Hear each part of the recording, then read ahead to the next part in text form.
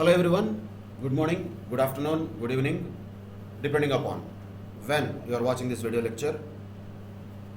Today, let us discuss about Accounting Standard 11 that is related to accounting for the effects of changes in the foreign exchange rates.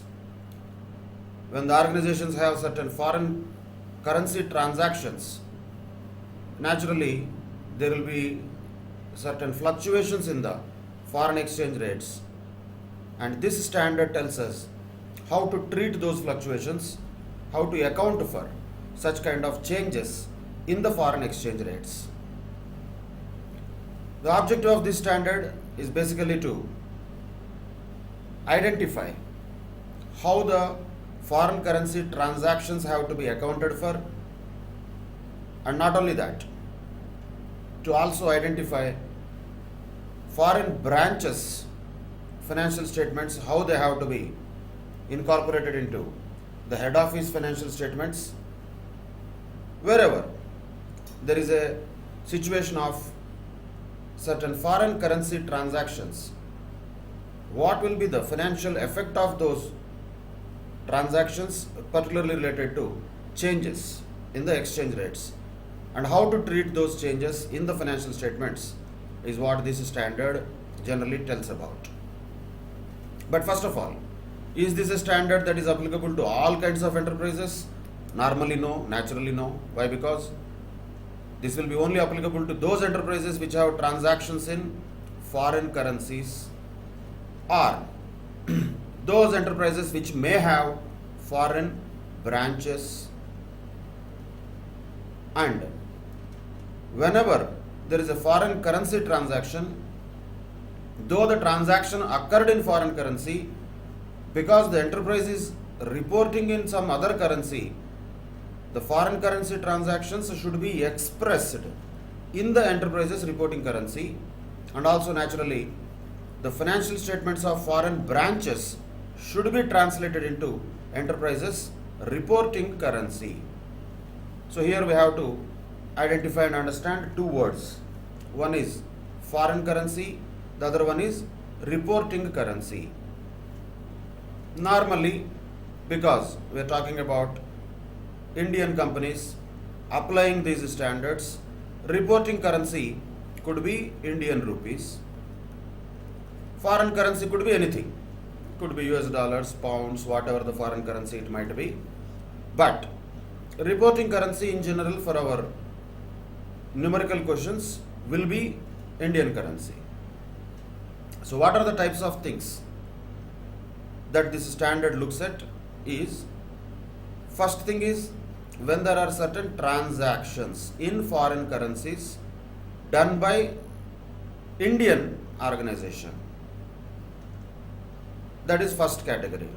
Second category, though there may not be any transactions, an Indian company may have a branch office in some foreign country, and the branch financial statements in that foreign country would be expressed in that country's currency. But when those accounts are incorporated into the books of head office, then they have to be translated into the reporting currency for us, which is Indian rupee. So how this translation should happen also will be explained by Accounting Standard 11. And why this translation is required? Because we need to include the financial statements of the branch into the financial statements of the enterprise. While doing so, translation will happen. So two words as we have just understood, one is reporting currency and other one is foreign currency, that we should have clarity upon. Reporting currency in general will be Indian rupee, foreign currency could be anything else. Second point is, what are the two major things that this AS 11 is going to cover is about, one, transactions, two, translations. Transactions are some things that have happened during the financial year. That could be any type of transaction. It could be a purchase of certain materials from a foreign country, taking a loan from a foreign country, selling of goods to a foreign country, giving a loan to some other organization in a foreign country, purchasing some fixed asset from a foreign country, whatever it could be, any transaction that involves foreign currencies will definitely have to be applying the principles of Accounting Standard 11 wherever such provisions have to be applied. That is one aspect. That is transactional aspect of this standard. Second aspect is translation aspect. Translation happens when an Indian company or an Indian organization has some operations outside India also, and the financial statements of that foreign operations have to be included in the financial statements of the Indian organization.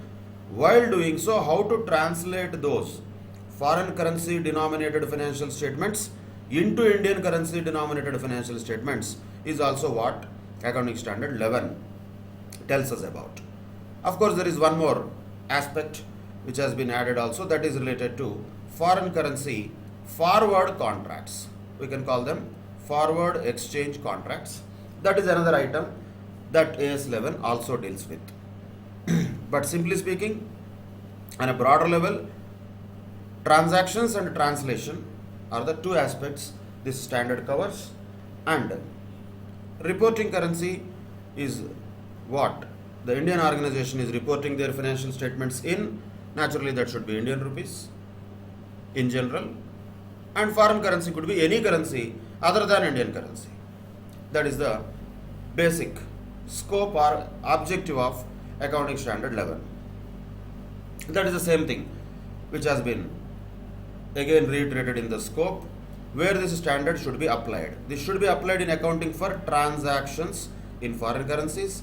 This should be applied in translating the financial statements of foreign operations. Branch is only just one word that could include anything. General word that is used here is foreign operations.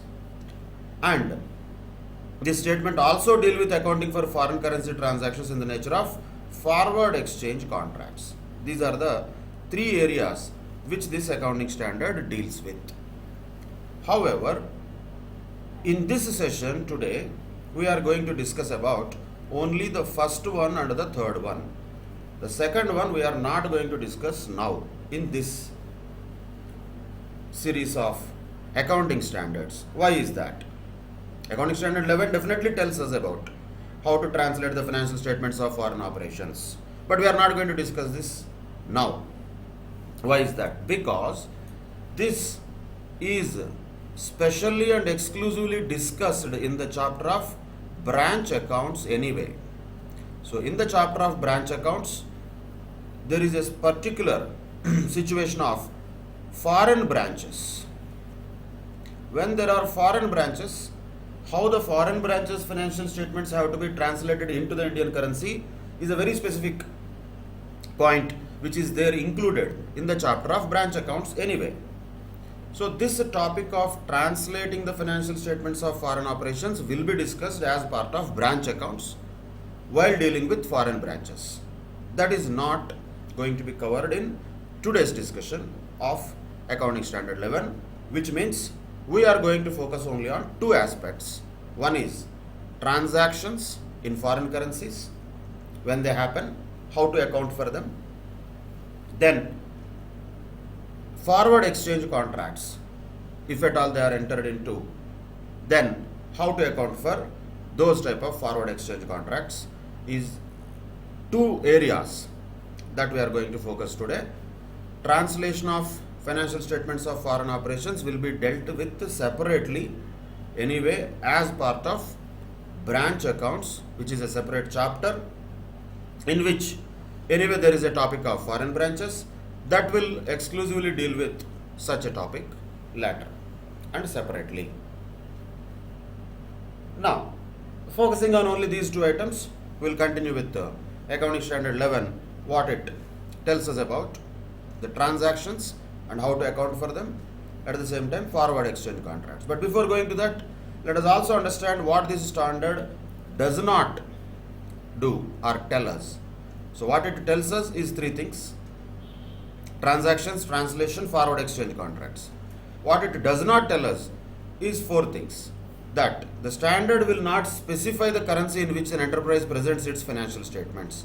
That is none of our business. That is organization's choice.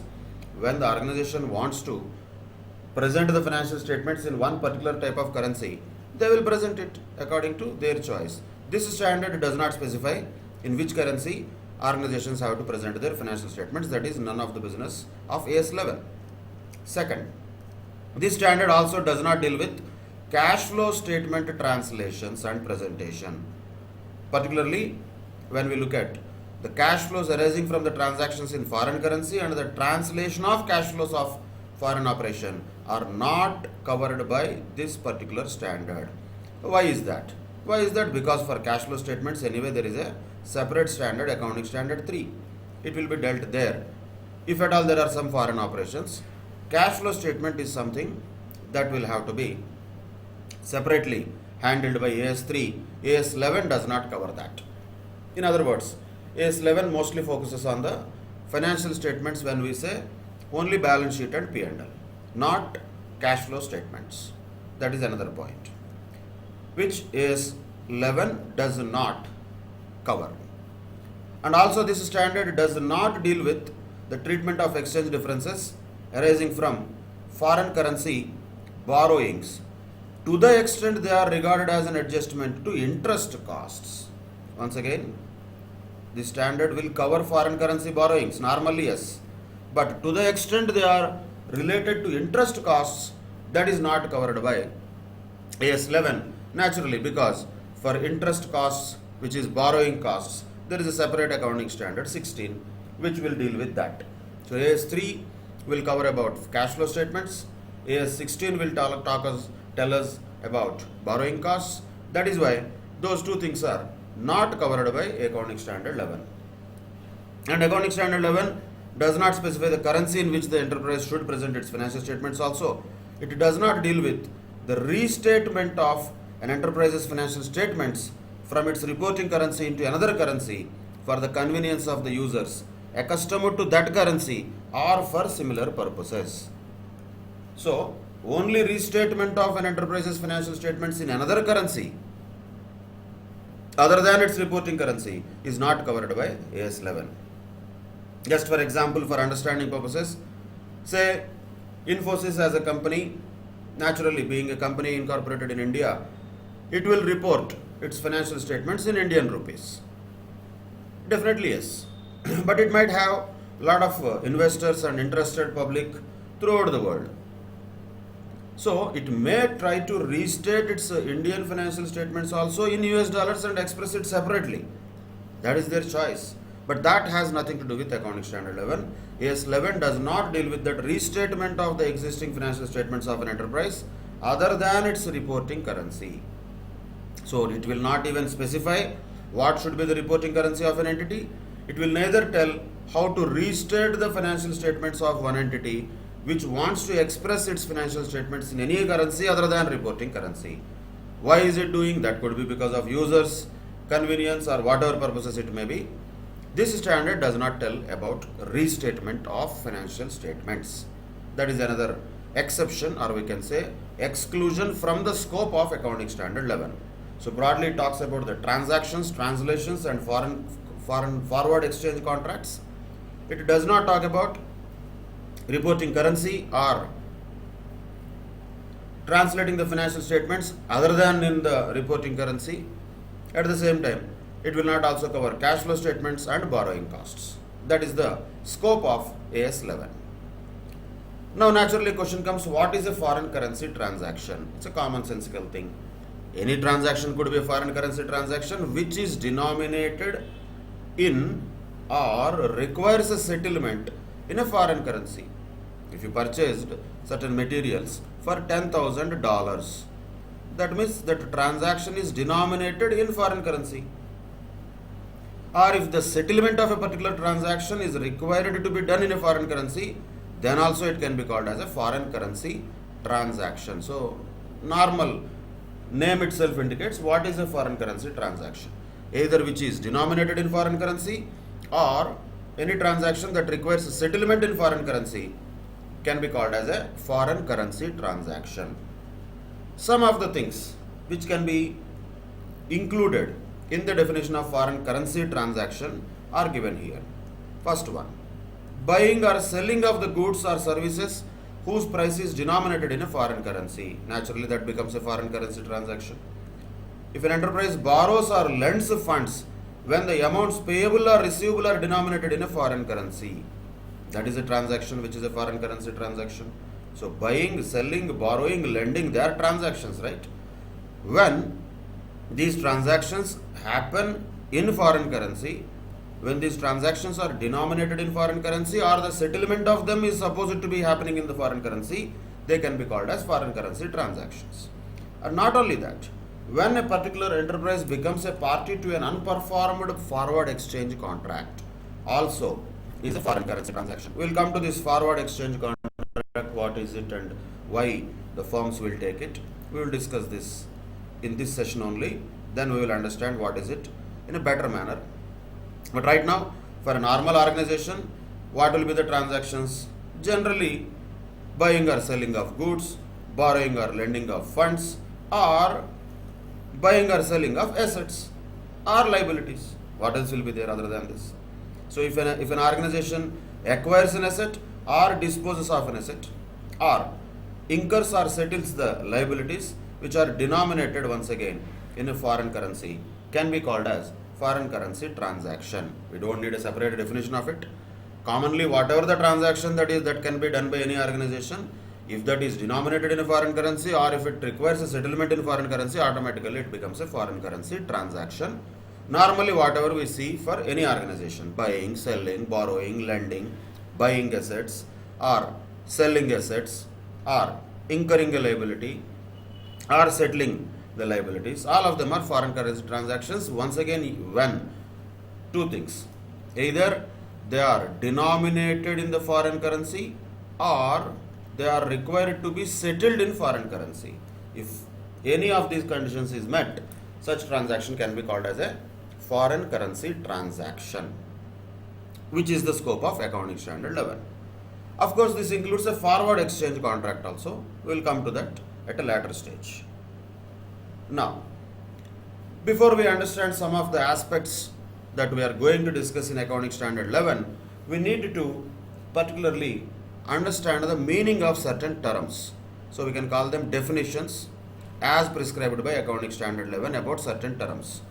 Here, we will classify the items at the time of balance sheet reporting into two categories. One is monetary items, second one is non-monetary items. So this classification becomes very important, and even sometimes in the past exams, questions were asked to identify whether a particular item is a monetary item or non-monetary item. The classification is simple. What are monetary items? Those items which are money held and assets and liabilities to be received or paid in fixed or determinable amounts of money. So naturally, cash or bank balances will be monetary items. Receivables and payables also will be monetary items. Those are the examples of monetary items. Why? Because we know when those liabilities of receivables or payables are going to be settled, we know how much amount they have to be paid for or received. Cash is cash anyway, that is money itself, that is a monetary item. So cash and cash equivalents are monetary items. Receivables and payables are also monetary items because finally they are going to be settled at an amount which is already known to us. That is a determinable amount of money. Of course, you may say, how do we know exactly how much receivable we will get? Maybe there are bad debts. That is an exception. Bad debts may be there, may not be there. That is a different story. But that is not what is going to make receivables a non-monetary item because of some uncertainty about receivability. That certainty is not what we are talking about. Can we determine the amount or not? Do we know how much we are supposed to receive or not? Absolutely yes, we know that. So exactly when you know what is the amount that is going to be receivable or payable, when it can be determinable, then such items are called monetary items. The non-monetary items means what? All the other assets and liabilities other than monetary items. Like what? Fixed assets. Fixed assets are shown in the books of accounts, we know that. But do we know how much they will fetch exactly every time? No, not necessarily. When we actually go to sell them, that could be completely a different amount. In other words, what is shown in the balance sheet, what we are carrying it at, and what actually the fixed asset might realize need not be same. Most of the cases it will not be same also. That means we are not in a position to express it with a determinable amount of money. So it is a non-monetary item. Same way inventories also. Same way investments in equity shares also. Examples these investments are certain things which we are not in a position to exactly tell or fix an amount against them when it comes to the receivability of them or payability of them. Those items are called non-monetary items. So monetary items are those which are money related and expressed in the form of money, particularly those which are not yet money, but definitely they can be expressed in the form of money which we know the amount of which is determinable. Those are monetary items. Cash, receivables, payables can be considered as monetary items. Non-monetary items are those which cannot be expressed in the exact determinable amounts of money, like fixed assets, inventories, investments in equity shares particularly, because equity shares, how much we will fetch, we don't know. So exactly what is the collectability of that amount when you have some investment in equity shares, we don't know. That is not a determinable amount. We invested some amount in equity shares, that's fine, that was a fact. But what is the real determinable amount of money that can be collected with this investment is not possible to be known with 100% determinability or fixed amount. That is why those are all non-monetary items. Okay, that logic has to be applied when we don't know certain things. But when we know, then we should definitely identify what is a monetary item and what is not a monetary item. We have to be able to identify. For example, share capital is there. Share capital, is it a monetary item or a non-monetary item? It will be a non-monetary item. Do you know how much amount will be settled to the shareholders if at all the company goes into liquidation after a few years? Do we know that amount now itself? Is the entire share capital really payable back? No, not necessarily. So that can become a non-monetary item. Like that, depending upon whether we have a determinable amount or not, will make it a monetary item and a non-monetary item. Of course, monetary items like borrowings can be taken as monetary because you know how much amount you are supposed to pay. For example, let us say debentures is there as a long-term borrowing. That can become a monetary item.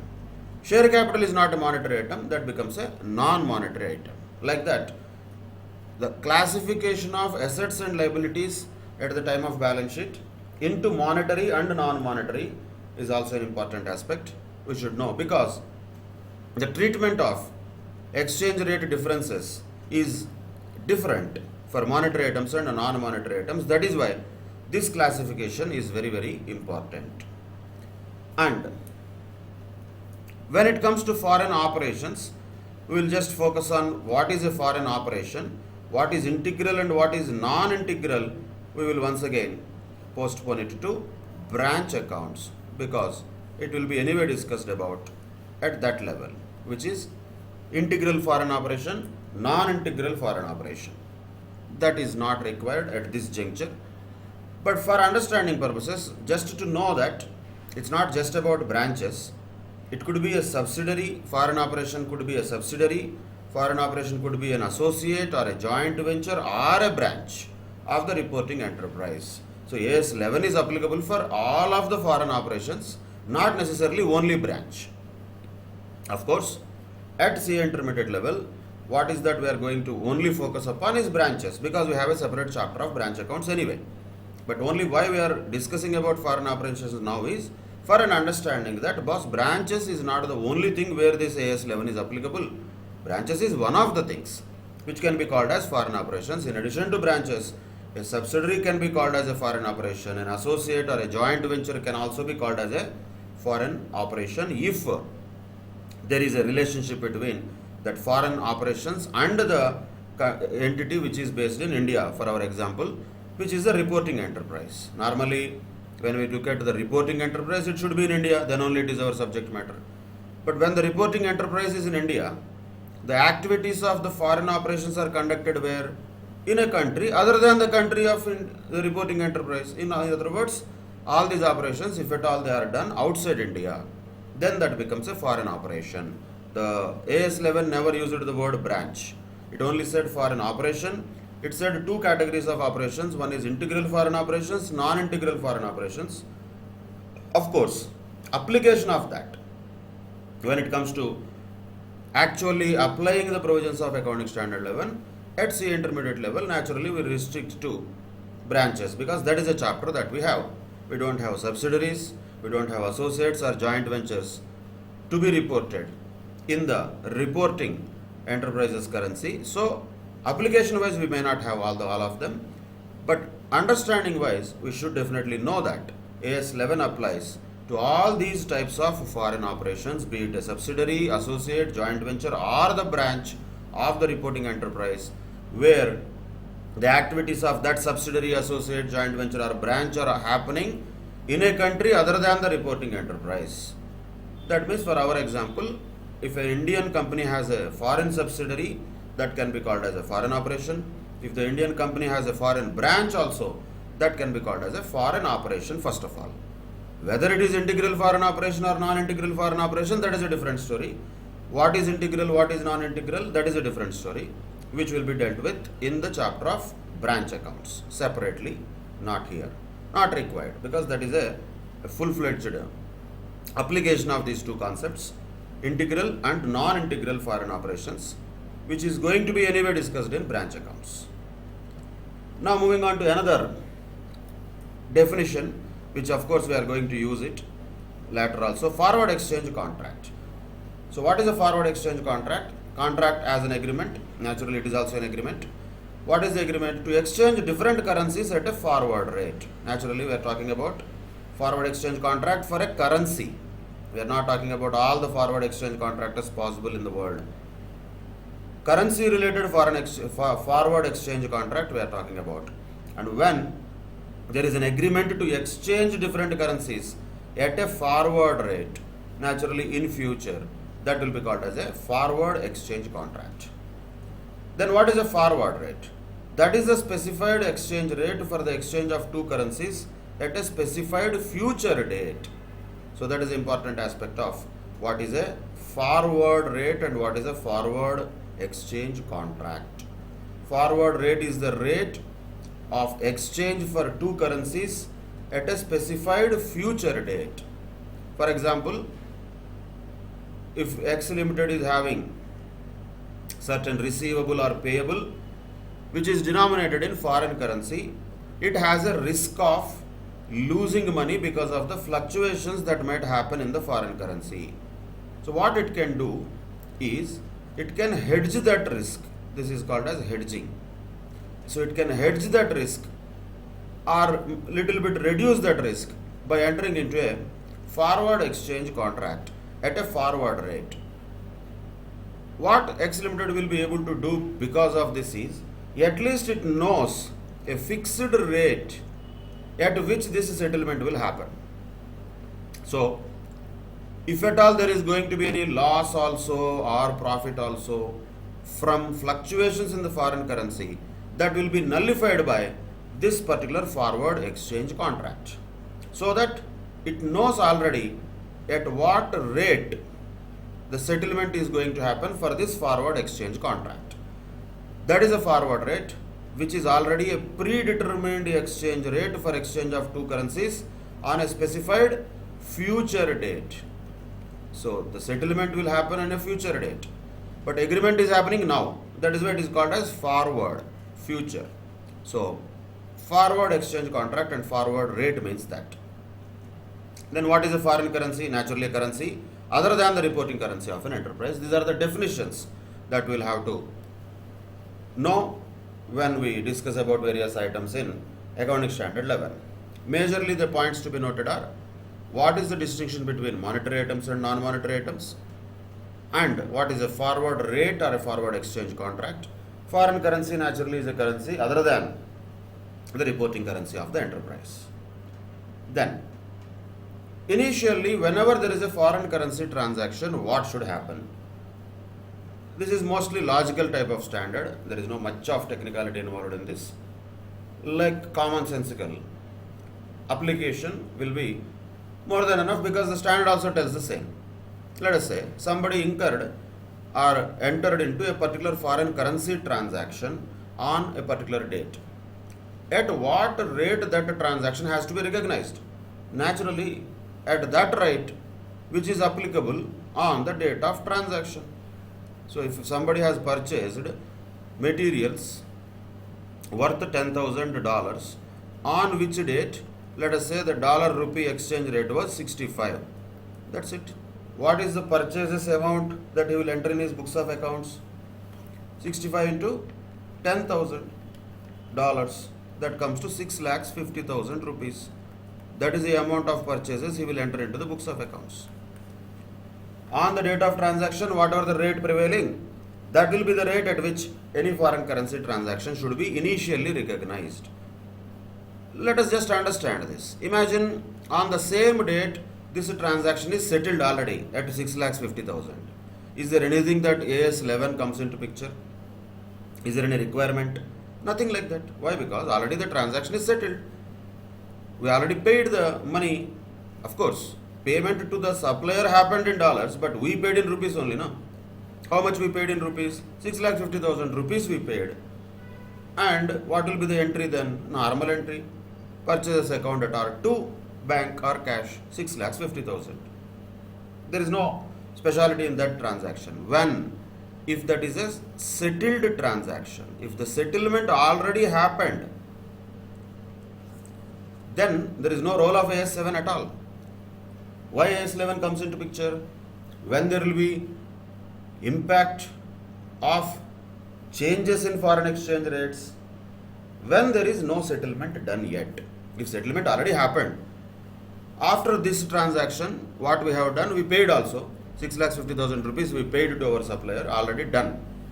Next day, dollar has become 68 rupees. So what? For us, what is the impact? No impact, because already we settled it. So the point is, when the settlement is already done, there is no need of all this accounting standard 11 at all. That will be just recorded according to whatever the real amount in the reporting currency that has been incurred. In our case, in our example, 6,50,000 rupees. Story ended there.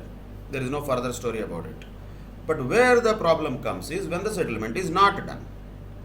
Then what happens? Then on this date, what entry we should pass? We cannot pass purchase account at R to cash because you did not pay. So what entry we have to pass? Purchase account at R to creditors. That is okay. But amount is same, 6,50,000. That is also not a problem. Later what happens, we'll come to that. If before we settled our creditors, if there is a change in the foreign exchange rate, is it going to impact our creditors amount or not? Of course, yes. We have to pay $10,000 to the creditor. That is no change. But if the dollar rupee exchange rate is changing, in rupee what is our impact? That will definitely change. Imagine, let us say we are about to settle after say 3 months, and when we actually settled it, the dollar became 68 rupees. Then how much we are actually going to pay that person in rupees, because that is our currency, reporting currency, we are going to pay 6,80,000 rupees. The question is all about how to treat this 30,000 rupees. Is it a gain or loss? In this example, it is a loss because we ended up paying more to our creditors in Indian rupees. Creditor will get $10,000 only. He is not bothered about Indian rupees. For us, it matters because we incurred a foreign exchange loss. Because of what? Because of which reason we incurred that loss? Because there is a time gap between the transaction and its settlement. And in this time gap, there is a change in the foreign exchange rates. That is what AS11 is talking about, the effects of changes in foreign exchange rates. In this case, there was a change. Because of that, we incurred a 30,000 loss. This standard is talking about that. We will come to it later. How to treat it is a different story. But the point we have to understand is, when a transaction happens and it is settled also in the same day, without any fluctuation, there is no need of AS11 at all. But that is not the case here. A transaction happened. When the transaction happens, definitely the transaction has to be recognized at the foreign currency rate which is prevailing on the date of transaction. In our example, transaction happened whenever it was. 65 was the rate. So we should have passed the entry. Purchases account at R2, creditors account 6,50,000. Done. We are stopping there because we are talking about initial recognition only. What happens later, we'll come to it. But sometimes it so happens that transaction, when it happens on the same day also, there may be a lot of fluctuations because foreign currency is an international market wherein there will be fluctuations even within the day also. Morning forex rate could be different, by afternoon it could be different. There might be fluctuations within the day also. How can we come to this 65 exactly? Difficult. Practically it is difficult. So what happens? That is where we have to take, there is no option, which approximates the actual rate at the date of transaction is often used. Approximates the rate which prevailed on the date of transaction. We cannot say, I will use the rate that is prevailing at 12 o'clock or I use the rate which is prevailing at 5 o'clock, like that. No. Naturally, what will be the better option? Average rate can be taken. If it is for a day also, it is okay. If it is for a week also, it is okay, or a month also, it is okay. For all the transactions that happened, which happened in foreign currency during that period. This happens when there are transactions that are happening over a period of time in foreign currency, but we do not have exactly the date and foreign exchange rate on that date. So instead of taking a exact rate on that date of transaction, we can even take, it's not that it is prescribed. Preferably whatever exact rate on the date of transaction is the best preferable one. It's only when it is not practical, when it is not really possible to actually know that rate, then it's okay to take an average rate also for a week or for a month or whatever that period may be during which the transactions have happened. However, if exchange rates are fluctuating significantly, the use of average rate for a period will be unreliable. That is why it is not something that is suggested. It is not something that has to be taken as an excuse because AS11 allowed it, I will use it. No. Normally, exchange rates keep on fluctuating. That means AS11 says they are unreliable if you take average rates. So preferably what should we take? Naturally, when all the currencies we are talking about which have an active market, for them, you better take the average rate of that day on which the transaction has actually happened, and we cannot say for dollars, pounds, euro, yen, etc., which are popular currencies, we don't know what is the rate prevailing on that date. Just with a click of the button, that rate can be easily found out. That's not a big deal, even in practical scenarios. But why the standard has given such option also to take average? Because all foreign currencies may not have active market. Let us say somebody has done some transaction with Uganda.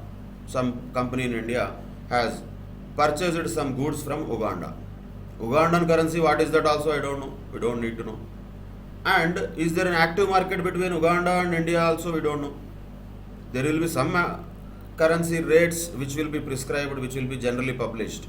But they may not be as active as dollars or other currencies which are more popular. So the point is, where it is not practicable to have the exact rate which is prevailing on the date of transaction, then only you can take an average rate.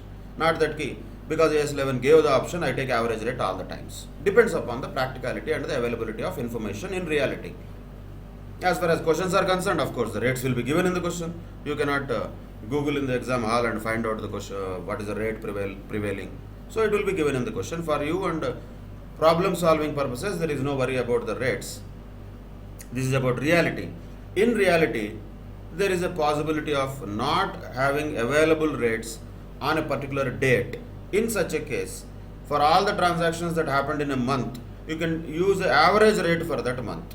Same way for all the transactions that happened for a week, you can use average rate for that week if no active market is there and the rates are not really fluctuating. If the rates are fluctuating and if there is active market of foreign currency, which generally will be the case. All the foreign currency exchange rates are available online. You want to know how much is a Singaporean dollar valued, or Australian dollar, or Canadian dollar, or American dollar, or British pound, or euro, or Japanese yen, or for that matter any other currencies like Saudi riyal or UAE dirhams. Like this, many currencies, all of them have active market. So we know definitely what is the exchange rate that can be used. Normally that should be taken, which is the rate that should be taken for initial recognition, the rate that was prevailing on the date of transaction. That's it. Average and all is an exceptional case where that rate is not available. That's possibility for variety situations, exceptional circumstances where the rate is not available. That is the initial recognition of a transaction. So in our example, initial recognition was that when $10,000 worth of goods are purchased, it was worth 6,50,000 rupees, and we recorded an entry called as purchase account at R2, creditors account 6,50,000 on the date of transaction. That is over. That is initial recognition. Then the question comes about reporting at the time of balance sheet preparation. Our transactions only. Again, reporting, we are not talking about foreign operations, including them into our financial statements. No, that is all different. As I told already, that will be dealt in branches. But here, we had foreign currency transactions. Same transaction, let us take. We had 6,50,000 rupees worth of goods purchased. So we already passed an entry. Let us say we have purchased these things on 1st of January 2020. And we passed an entry called purchase account at R2, creditors account. So 6,50,000 already passed this entry. Now the question is, we have not yet settled this. If we have settled it, then it is done. We have not yet settled this, then what? Then creditors is there in the balance sheet as a liability. Question is, should we show it 6,50,000 or should we show the creditors at 6,80,000, which is a prevailing rate according to our example on 31st March 2020. See, on 31st March 2020, the rate was, just for example, these are all 68 rupees per dollar. If this was the rate, then should we show creditors in the balance sheet at 650 or 680? Naturally 680, not at 650. So creditors has to be credited with 30,000 more. So 2 creditors, 30,000 guaranteed. 2 creditors, that is guaranteed. But the question is about debit. That's what AS 11 tells us. So where to be debited this 30,000? That's what it tells. So that is the thing that happens when the reporting enterprise is showing the foreign currency items which are there prevailing at the balance sheet date in accordance with the nature of that item. In this case, we took the creditors as example. What type of item it is? It is a monetary item. So at what rate they have to be shown in the balance sheet? They should be reported using the closing rate. That was the rate we took at. Closing rate means on the date of preparation of financial statements, the rate was 68. So creditors has to be definitely reported at 6,80,000 only rupees, because that is the rate prevailing on the date of closing the books of accounts. That is the closing rate we are talking about. That is for monetary items. This was only an example, but there will be non-monetary items also. For them, what should be the reporting rate which should be used? Very important point. For non-monetary items, for simplicity purposes, let us take fixed assets. That is the easiest one. How to express them in the balance sheet when those are acquired by way of incurring foreign currency amounts. Same thing can happen to fixed assets also, right? We might have purchased an asset worth $10,000. So there also the same thing will happen. So fixed assets account that are to a payable would be there earlier already. Entry is different, but the essence is same. Instead of purchases, it could be debited to fixed assets also if it is an asset which is a non-monetary item. Same thing, it would have been also shown at 6,50,000, 6,50,000. Entry was same. But the question is whether the fixed asset now should be shown at 6,80,000 or 6,50,000. That is the question. Answer is this non-monetary item should be carried in terms of historical cost denominated in the foreign currency. Which rate has to be used? Using the exchange rate at the date of transaction. So here, for creditors, we said we should show it at 6,80,000. For fixed assets, no, we don't need to show that at 6,80,000. It can be shown at 6,50,000 because that is the rate that was prevailing on the date of transaction. So there is not going to be any separate rate that will be applied as closing rate, particularly when we look at non-monetary items. Very important distinction. For monetary items, they have to be reported using the closing rate. For non-monetary items, they have to be carried at the historical cost denominated in a foreign currency, which is translated at a rate which was prevailing on the date of transaction. Of course, it would have been the rate at which it would have been recorded also, right? Initial recognition always happens at that rate only. So that is going to continue. That is going to not change here when at the time of balance sheet we are going to report non-monetary items. Sometimes it may so happen that these fixed assets are revalued, or there may be a fair valuation methodology that is applied by them. Revaluation model they can apply according to Accounting Standard 10. If they adopted the revaluation model, they have to find out the fair value of the fixed assets or PPE. Then, if there is any fair valuation like that which happened, then which rate we have to use? We have to use that rate which existed when the values were determined. In other words, the date of valuation has to be taken as the date on which the rate which is relevant for expressing the fixed assets in the balance sheet. So here, in case of normal situations, the fixed assets are shown, or let us call non-monetary items. Fixed assets is only an example. Non-monetary items are shown in the balance sheet, carried in the balance sheet at historical cost, converting them at a rate where the transaction has happened actually. That means there is not going to be any change in that. However, for revalued assets, the rate that has to be considered is the rate which was prevailing on the date of revaluation of such fixed assets or other non-monetary items. So non-monetary items, normally if they are carried at historical cost, rate prevailing on the date of transaction. If they are carried at fair value, the rate prevailing on the date of such revaluation or fair value measurement.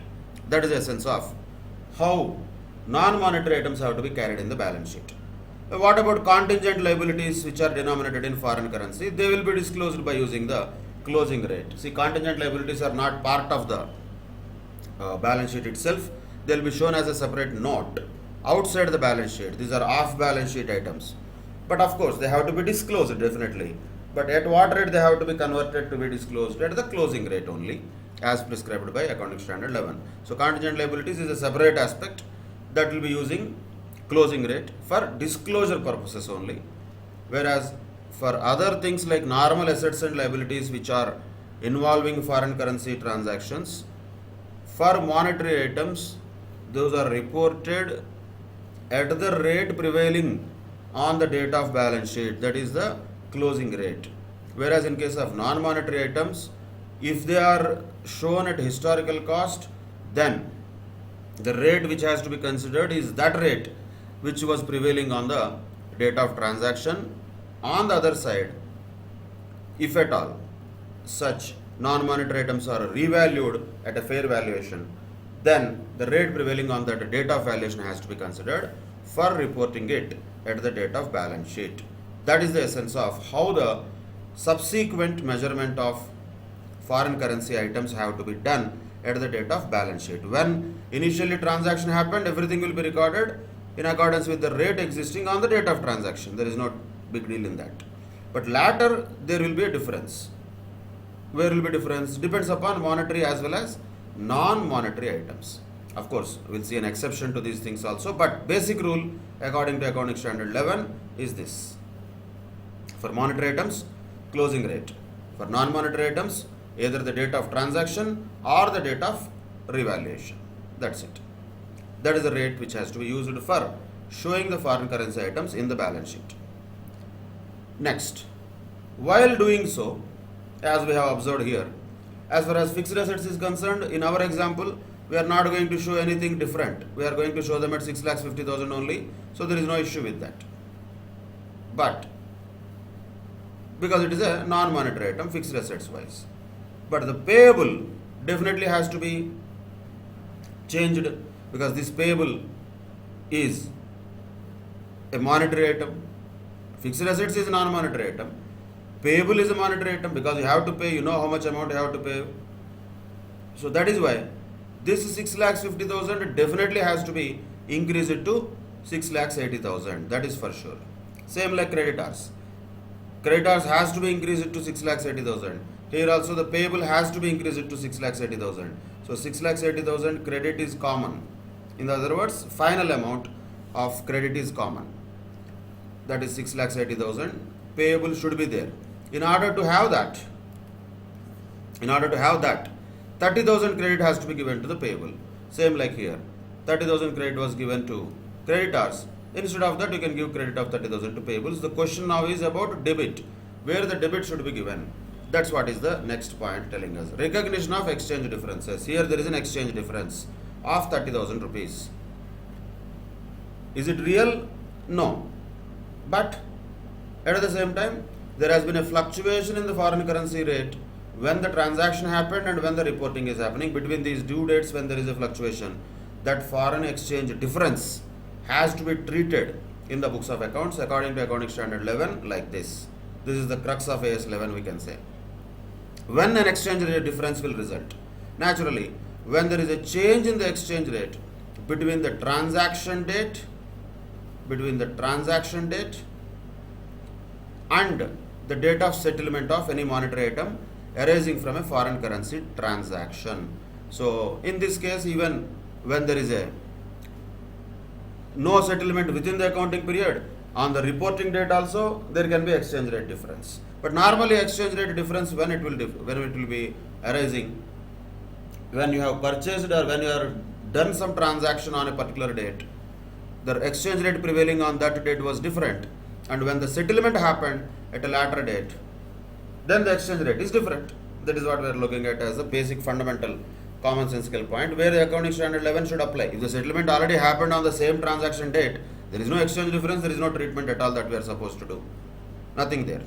But when there is a time gap between transaction date and settlement date, between these two dates, there is a change in the exchange rates, because of which there is an exchange rate difference. What to do with that difference is what AS 11 is telling us. There are two possibilities here. When the transaction is settled within the same accounting period, then all the exchange differences is recognized in that period itself. So that will be recognized in the same period, all the exchange difference, because transaction happened also and settled also in the same period. That will be recognized also in the same period.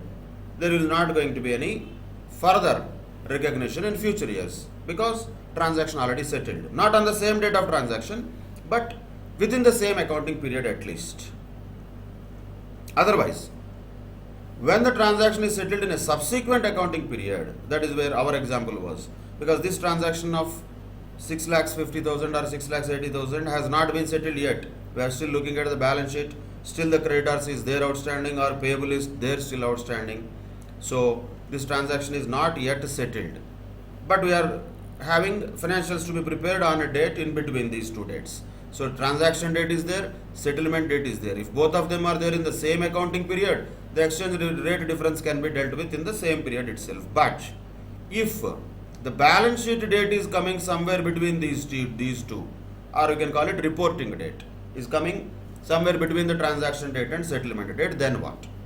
Then we have to calculate the exchange rate difference on that date. So when the transaction is settled in a subsequent accounting period, the exchange difference recognized in each intervening period up to the period of settlement is determined by the change in the exchange rates during that period. So till the transaction is settled, in our example, it could be settled next year.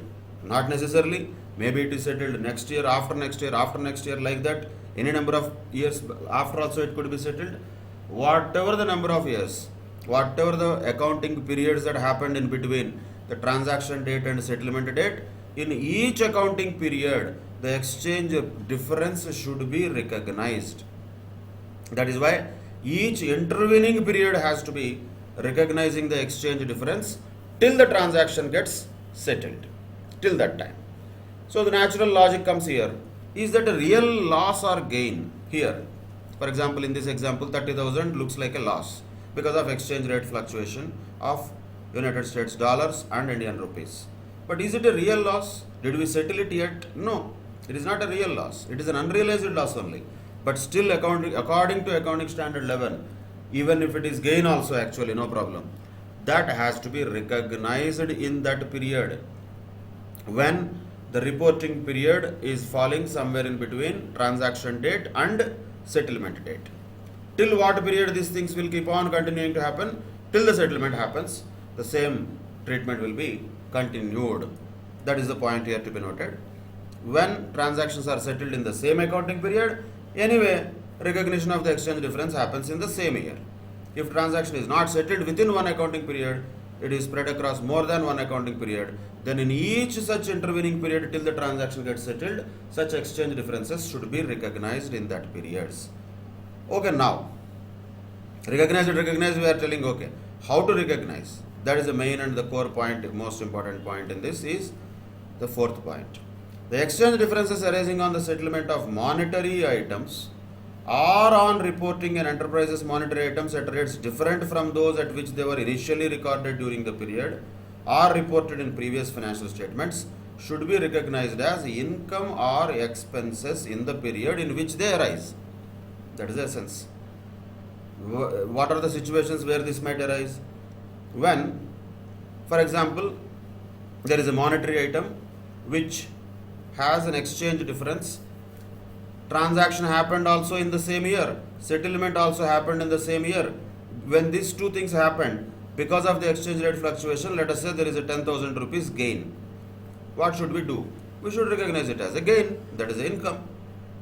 On the other side, transaction happened, settlement is far off, in between there is a reporting period. So transaction period is different, reporting period is different, and settlement is going to happen later stage. Between these two dates, there is a exchange rate fluctuation. This is what our example was. Transaction happened, in between reporting has come, there is an exchange rate fluctuation. So now what is this? Debit of 30,000 should be given to what is the question? Debit should be going to where? That should be treated as income or expense in that period.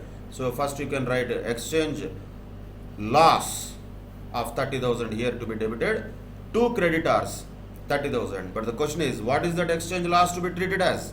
That should be charged to the P&L account. Income or expense means what? Ultimately, this treatment happens through P&L.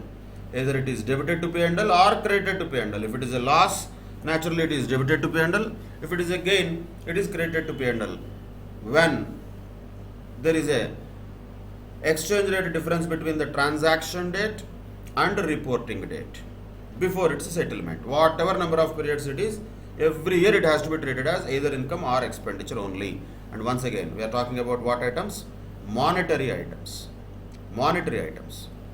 Non-monetary items are different.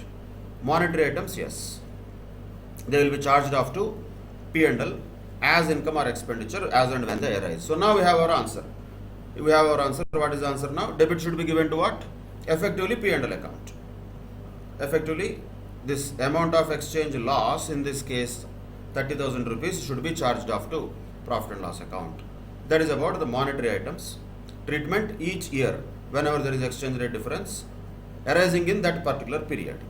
Or even if it is related to earlier periods also, that means the transaction happened in earlier period, but it is not still settled in the current accounting period, then also it is the same.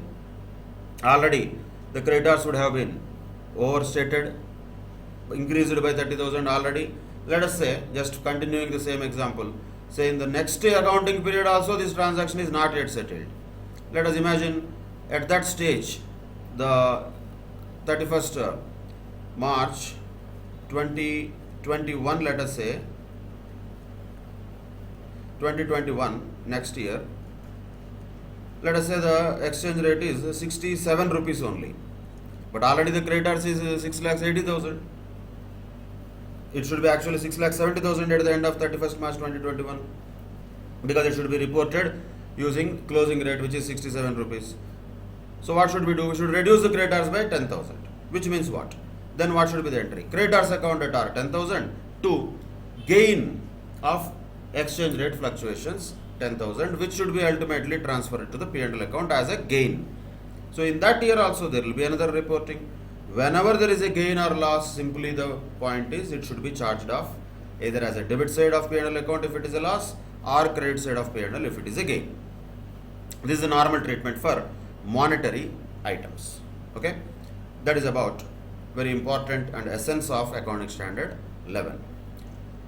However, there is another alternative treatment also which is given by accounting standard 11. What is that alternative treatment? Alternative treatment is not for every type of item where the exchange difference is arising on reporting of a long-term foreign currency monetary items.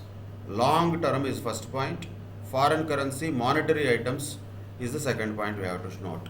So for a small short-term things like creditors, like we took in this example, this type of a situation, straight away 30,000 in that year is charged off to P&L first year. Then next year 10,000 is credited to P&L as a gain. So this is clear. This is a normal item. But in case where the exchange difference that is arising is on reporting of a long-term foreign currency monetary item at rates different from those at which those are originally recorded during the period or reported in previous financial statements, that is all okay. But insofar as they relate to the acquisition of a depreciable asset, that can be added to or deducted from the cost of that asset and should be depreciated over the balance life of the asset. So what does it mean? In our another example, the left side, here we had this fixed asset account at R2 payable account. Fixed asset being a non-monetary item, there is no problem. It will be shown, continue to be shown at 6,50,000 originally as we said. Now, payable 6,50,000 is a monetary item. But now the question is what kind of monetary item it is. Let us take it as if it is a long-term monetary item. And for what purpose this long-term monetary item as a liability has arisen? Because it related to the acquisition of a depreciable capital asset. Any difference arising therefrom can be added to the cost of the asset itself. So here also there is a 30,000 difference. So what should be the treatment here? Should it be effectively P&L account at R to payable account, just like what we did here? Here it was P&L account at R to creditors account. Of course, nothing will go to P&L directly. First you can say exchange loss account at R to creditors account, then P&L account at R to exchange loss. Effectively, I am telling. Effectively, P&L debit 30,000, creditors increased by 30,000. Not the entry. Effect is that. Should we do the same thing here also? P&L debit 30,000 and payable increased by 30,000? No. Payable should be definitely increased by 30,000, no doubt, being a monetary item. But debit here can be given to fixed asset also. So the entry here can be fixed asset account at R2 payable account. That will be 30,000 rupees. In this case, since it is a loss, that is added to the cost of fixed asset.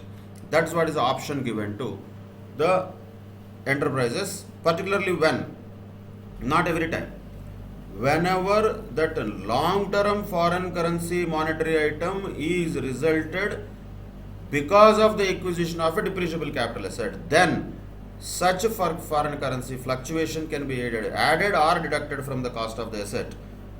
Now, at the end of this balance sheet date, what will be the fixed asset value? 6,80,000. What will be the payable amount? That will be 6,80,000 also. That is long-term items. Short-term items like creditors, it is different. For long-term items, even though monetary item like a payable or a loan or borrowing, whatever the name you call it, if it is a long-term item, then fluctuations of foreign currency related to that item can be either added to or deducted from the cost of the asset. So debit there need not be given to, or credit need not be given to P&L account, rather it can be given to fixed asset itself. So the fixed asset cost will be either increased or decreased with the foreign currency fluctuations that happened due to what? A long-term foreign currency monetary item. That is one option. This is one option, right? Second option is also there. That is also there is a possibility. In other cases means where there is a long-term foreign currency monetary item, but it is not related to the acquisition of depreciable capital asset. Then what? Then it can be accumulated in this word you have to remember, foreign currency monetary item translation difference, FCMITD account. FCMITD account has to be either debited or credited with the currency fluctuation amount if this is not related to the acquisition of asset, or if it is not even a long-term foreign currency monetary item. In that case, the difference can be either debited or credited to foreign currency monetary item translation difference account, FCMITD account it is called. You have to remember the full form and you have to write that only in the exam. Foreign currency monetary item translation difference. When this will be applied? When there is a long-term financial foreign currency monetary item, there is a long-term foreign currency monetary item, but that is not related to acquisition of fixed assets. Like let us say just a borrowing happened, no fixed asset. A lot of times, popularly, this is called ECB, external commercial borrowings. Let us say ECB is taken by one particular organization. A lot of companies in India take them. So they borrowed just loan from some foreign bank in foreign currency. They have to pay them back also in foreign currency. But before they pay it off, there will be foreign currency fluctuations. The question is how to trade with them, how to deal with them. And this loan is not related to or not directly related to acquisition of depreciable asset. It could be a general loan. Then how to treat the exchange rate fluctuations? If it is a long-term foreign currency monetary item, then the option given to the organizations is that they can accumulate it in the foreign currency monetary item translation difference, FCMITD account, either debited or credited. Naturally, it will be debited when there is a loss, it will be credited when there is a gain instead of P&L account. That is a option given to certain enterprises. By the way, it is not compulsory. But if such option is taken by them, it is irrevocable. That means once you take this FCMITD, then again next year you cannot say, no, I will deal with similar type of fluctuations through P&L. No. Either you deal with through P&L or you deal with through FCMITD. One of them is only applied. One of them has to be applied. Once that option is taken, it is irrevocable and should be applied to all such foreign currency monetary items. So that is a option given to the enterprises if they want to treat like that related to any long-term foreign currency monetary items which are not related to acquisition of depreciable capital asset. If they are related to the acquisition of depreciable capital assets, then the fluctuation can be either added to or deducted from the cost of the asset itself. Of course, what happens to this FCMITD account? This will be shown on the equity and liability side of the balance sheet under the head of reserves and surpluses. It could be either a plus amount or minus amount. Both are possible. Negative amount is also possible. Positive amount is also possible. Positive means there is a reserve, really. Negative means there is a negative reserve. Loss, actually. So FCMITD account should be shown under reserves and surplus as a separate item. And what happens to that? Will it stay there like that only? No. It will be amortized over the balance period of such long-term asset or liability by recognition as income or expense in each of such periods. Let us say for a particular example, just for example, here we have taken a payable of say 6,50,000 rupees for acquisition of fixed asset. Imagine another scenario where this loan was taken, like $10,000 loan is taken, that's all, not for acquisition of fixed asset and all. Just a long-term loan is taken, which is repayable in, let us say, 3 years. Then it comes under this category. It is a monetary item, that borrowing, but at the same time it is not related to acquisition of any fixed asset. So fixed asset, there is nothing to adjust. So where the debit should be given in that case? For this same 30,000 rupees fluctuation, the debit should be given there to FCMITD account. So then the entry will be what? FCMITD account debtor to loan account. See the three different scenarios. Normally for a short-term item like creditors or debtors or certain things, current items, distinction is the difference or whatever the fluctuation is directly either debited to or credited to P&L account. That is over. But when it comes to the fixed assets related liability, then any fluctuation in that liability can be added to or deducted from the cost of fixed asset itself. That is second scenario. Third scenario is that if it is a long-term loan or something like that, which is not related to the acquisition of fixed assets, then the debit will be given in this example to FCMITD account, that are to loan account 30,000, keeping the rates as same. But the point is what? That FCMITD will be there in the reserves and surplus. It will not be there forever. Let us say this loan is repayable in 3 years. That 30,000 will be written off, amortized over the period. 10,000, 10,000, 10,000, like that. It will be amortized over the period of loan. That is the period of asset or liability. So that is a point here to be noted. All three different situations. Hopefully all have understood with the example. Of course, we are going to solve some questions. Then we will understand it in a better manner. But the essence of this accounting standard 11 is very simple. This is related to the transactions and translation. We are focusing on transactions, not translations of foreign operations much. And there are certain things which are not covered by this. And what is a foreign currency transaction is very clear. And what are non-monetary items and what are monetary items is important to be noted. Whenever initially a transaction has to be recorded in the books of accounts, which involves a foreign currency, that transaction has to be recorded at a rate at which the on the date of transaction, which are prevailing on the date of transaction.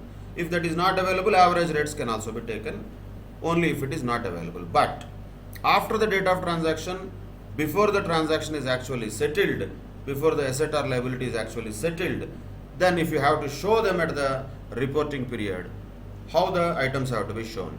Monetary items have to be shown using the closing rate. Non-monetary items have to be shown using the rate which was prevailing on the date of transaction. That is for non-monetary items, which are carried at historical cost. If the non-monetary items are to be carried at fair value, then the rate has to be taken which was prevailing on the date of revaluation. Contingent liabilities will be translated at closing rate only. They will be disclosed only at closing rate. But while doing so, because initial recognition happened at the transaction date, rate prevailing on the transaction date, and the rate prevailing on the reporting date, if it is different, how to treat with the differences between them. If it is related to the same accounting period, that will be dealt with in the same period. If not, it has to be dealt with over the period of time till the transaction gets finally settled. And what is the treatment? For all the normal items which are monetary items, the treatment is the gain or loss should be treated as income or expenditure as the case may be, and debited or credited to the P&L account. That is the treatment. That is for monetary items. Exception is what? If that monetary item is a long-term foreign currency monetary item, then that too, if it is related to acquisition of a fixed asset, then such exchange rate fluctuations can be added to or deducted from the cost of the fixed asset itself. Otherwise, they can be even debited or credited to FCMITD account and amortized over the period of such long-term asset or liability.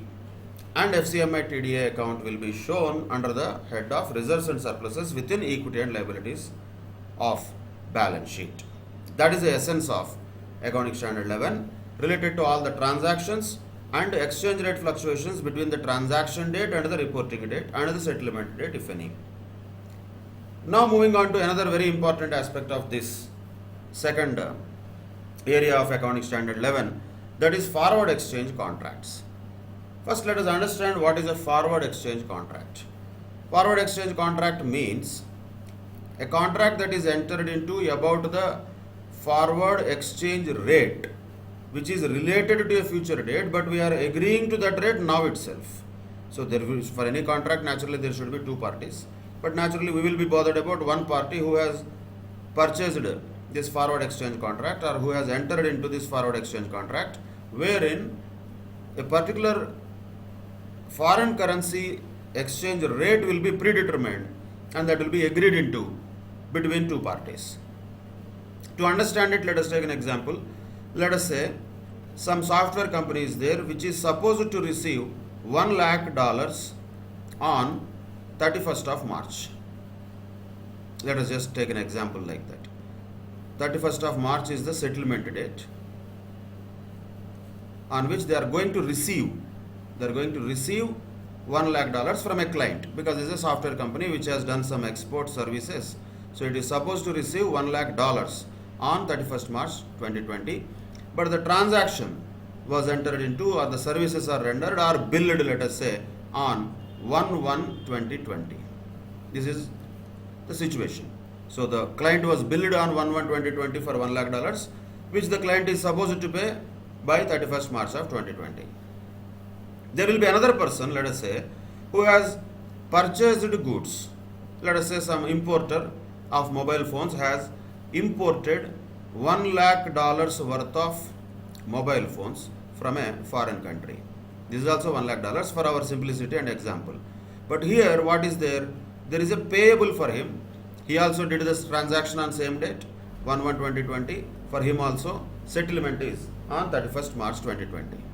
That means he has to pay $1 lakh on 31st March 2020.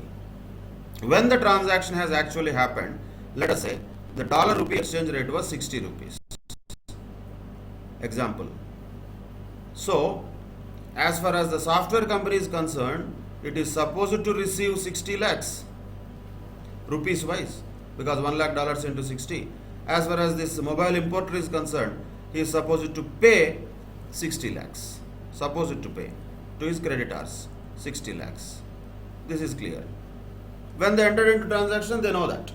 But the unfortunate thing is, from 1/1/2020 to 31st March 2020, the dollar rupee rate will not be 60 rupees only. It will keep on fluctuating. How it will fluctuate? Can you and I, or the software company, or the importer, can they imagine that? Can they predict that? They may not be able to do that. They may not be able to do that. Why? Because nobody can know the future. But one thing for sure is possible. For both of them, there is a possibility of a loss. Possibility of loss is always there. When the software company will lose, if the dollar rupee exchange rate by any chance goes to 58, let us say, so what it will receive from the foreign company will be $1 lakh only. But in rupees, it will amount to only 58 lakhs, which means it might lose 2 lakhs rupees just because of foreign currency fluctuations. On the other side, just for understanding once again, if 62 rupees is going to be the rate on 31st March 2020, on the other side, then this importer will lose also 2 lakhs rupees just like that because of foreign currency fluctuation. But we don't know whether the dollar rupee rate will go from 60 to 58 or from 60 to 62. We don't know that. So, what these people can do is they can enter into a forward exchange contract. Imagine this software company is worried about 60 becoming 58, and the importer is worried about 60 becoming 62. That is their worry. Other than that, there is no worry for them. So what the importer might do is 62 rupees, if at all it becomes, which he predicts, he thinks 2 lakhs rupees he may lose. Rather, what the importer might think is, I will enter into a forward exchange contract at a fixed price of, say, 61 only, as an example again we are taking. That means he will enter into a forward exchange contract separately. This has nothing to do with his supplier or his creditor. Separately, the purchaser, the importer will enter into a forward exchange contract because he has to pay 60 lakhs rupees or $1 lakh on 31st March 2020. What he will do is, he will buy the dollars now on 1/1/2020 with a settlement date of 31st March 2020 at a pre-agreed price of 61 rupees per dollar.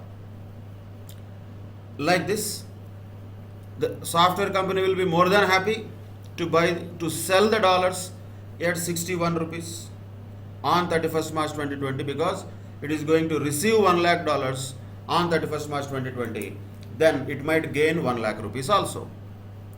So if 61 is the forward exchange contract that this importer and exporter both will enter into, of course importer will have a gain of 1 lakh and exporter will have a loss of 1 lakh.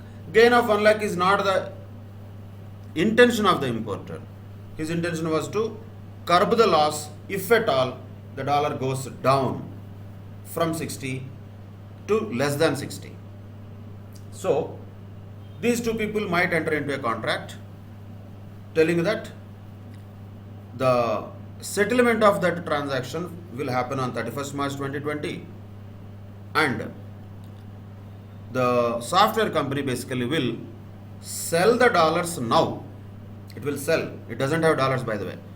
It will sell the dollars now. But when the settlement of this transaction happens on 31st March 2020. But now when it entered into a forward exchange contract to sell the dollars, it is entering into this contract at a price agreed at 61 rupees per dollar.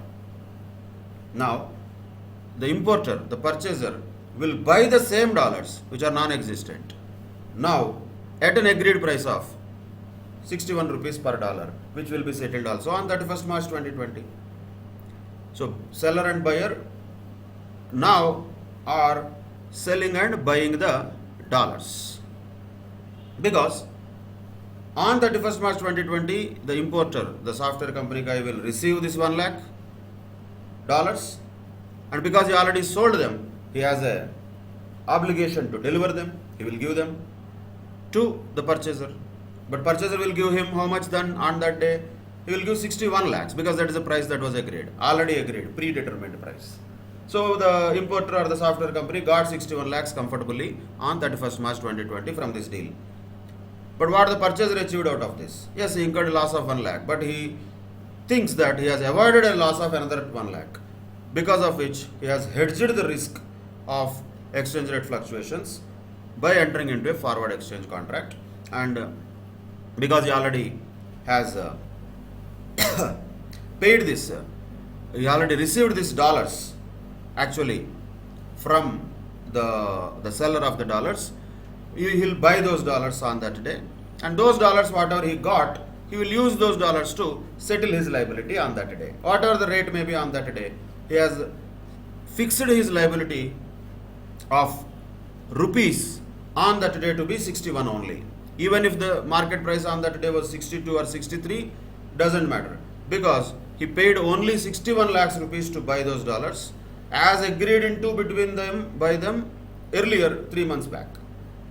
Now the settlement of that forward exchange contract is happening. So the purchaser of dollars, who is the importer, will pay to the software company 61 lakhs rupees and get 1 lakh rupees dollars delivery. That 1 lakh rupees he will give to his supplier, which he was supposed to give. There ends the matter. Ultimately, the seller has, or importer has gained 1 lakh, and the purchaser or the exporter has gained 1 lakh, and the importer has lost 1 lakh. This is an example of how a forward exchange contract might work, only to understand in a simple manner. Like this, can you imagine how many people will be there who have this type of situations? Thousands of them, lakhs of them, throughout the world. Wherever the international trade is there is always a possibility of exchange rate fluctuations. So there will be thousands of forward exchange contracts people keep on entering into, and not necessarily that these two people are directly entering into any contracts. There are separate markets for them, wherein they don't even know with whom they are entering into the contract also. That much sophisticated the forex markets have already become. We don't need to know all of those things. That is all related to derivative instruments of foreign exchange markets, which we can understand in a detailed manner at CA final level in strategic financial management and capital markets subject. But right now, the purpose of forward exchange contract could be majorly for hedging purposes. Majorly for hedging means to mitigate the risk of foreign currency fluctuations. Then how to trade with that loss? Let us just forget about for some time the exporter story. His story luckily has entered into happy ending, so let us forget about that. This guy, the importer, has agreed to bear a 1 lakh rupees loss on 1/1/2020 itself, right? Because on that day dollar was 60 rupees, but he agreed to pay 61 rupees on 31st March 2020. So he already agreed to bear this loss of 1 lakh rupees. The question is, how this 1 lakh rupees has to be treated in the books of this importer between these two dates. Of course, here there is no problem because 31st March 2020 itself is the year ending. What if, just for understanding, 28th or 29th February is the year ending for him instead of 31st March? Then what? Then we have to apportion this 1 lakh rupees loss over a period of 3 months, and 2 months loss has to be recognized in the financial period ending 29th February 2020, and the remaining 1 month loss should be recognized in the next financial year. So that is when the forward exchange contracts are entered into for not speculation purposes. This is not intended for trading or speculation purposes. This is what hedging means. Basically, to protect themselves from the risk of foreign exchange fluctuations, people might enter into forward exchange contracts. In that case, how to treat that? Simple logic. There might be a premium or a discount, both are possible. For the exporter, in this case, there was a premium, or that is benefit, or that could be a discount also. If we look at the importer point of view, that is a expenditure. So whatever it is, whether it is a premium or a discount, gain or loss, whatever it might be, that should be amortized as expense or income over the life of the contract. So in the case of exporter here, 1 lakh was income. In the case of importer in our example, 1 lakh was expenditure. How many months it has to be amortized? Over the period of the life of the contract. In our example, the period of life of this contract was 3 months. So 1 lakh divided by 3 will have to be taken as expenditure or income. If that is all falling within the same financial year, no problem. But if it is falling in two different financial years, we have to split that. Which amount is belonging to this financial year, expense or income, profit or loss directly, and remaining amount will be charged either as expenditure or income in the next financial year. So that is about when forward exchange contracts are entered into for non-speculative purposes. Of course, when there is an exchange difference, naturally that should be recognized in the statement of profit and loss, in which the exchange rates change. If in case there is a cancellation or renewal of contract, once again same, recognized as income or expense for that period. So the simple point is, ultimately the treatment is all same. It has to be recognized as an expenditure or loss or income. If it is a gain, it is credited to P&L. If it is a loss, it is debited to P&L. That's it. If it is not intended for trading or speculation purposes, because we know already, see, when the transaction is entered into on 1/1/2020, already the exporter knew that there is a 1 lakh gain outright. Already the importer knew that there was a 1 lakh loss. The question is about how to treat that. That has to be amortized over the period of life of this particular forward exchange contract. That is the essence. When the transaction of forward exchange contract is not intended for speculation purposes or trading purposes, but if it is intended for trading or speculative purposes, then the premium or discount should be first of all ignored. It should be ignored. Upfront premium, whatever or discount is there, that should be ignored. Then the contract value is marked to the current market value at each balance sheet date, and gain or loss has to be recognized. So the point is, if the forward exchange contract is intended for trading or speculative purposes, there is no amortization concept. It is only MTM concept, that is mark to market. So whatever the actual market value of that contract is there, and what was the contract that was entered into, resulting gain or loss should be recognized on the balance sheet date. That's all. So it is really based on the actual exchange rate prevailing on the date of the financial statements. Whereas in the first case, that doesn't matter, because already we know the premium or discount, which has to be just amortized over the life of this forward exchange contract. In case the forward exchange contract is intended for speculation purposes, then initial gain or loss or premium or discount should be ignored, but at each balance sheet date, that forward exchange contract has to be marked to the market, which means the real value of that contract now according to the prevailing rates on the date of balance sheet versus at what price that forward exchange contract was bought or sold. Difference between them has to be recognized as gain or loss on the balance sheet date. and the reporting date. When is that? If the forward exchange contract is intended to be used for trading or speculation purposes. That is also a very important aspect. Lot of times questions are asked from this. So that is the essence of accounting standard 11 on a broader level. One is the transactions which are involving foreign currency.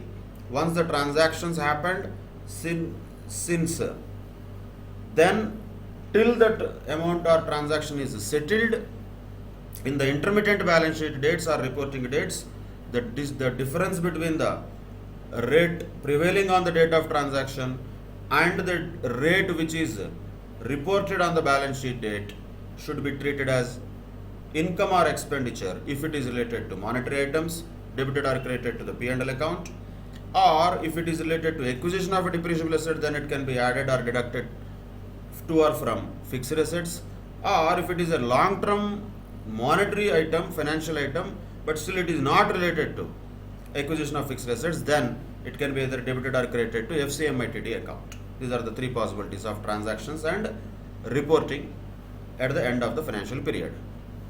Coming to forward exchange contracts, if the forward exchange contracts are intended for trading or speculation purposes, the original premium or discount should be ignored, but the contract has to be marked to the market, and unrealized gain or loss from that should be recognized as income or loss in that period in which, or at the date of balance sheet where this mark to market has happened. Mark to market is nothing but what is the purchase price originally and what is the price now.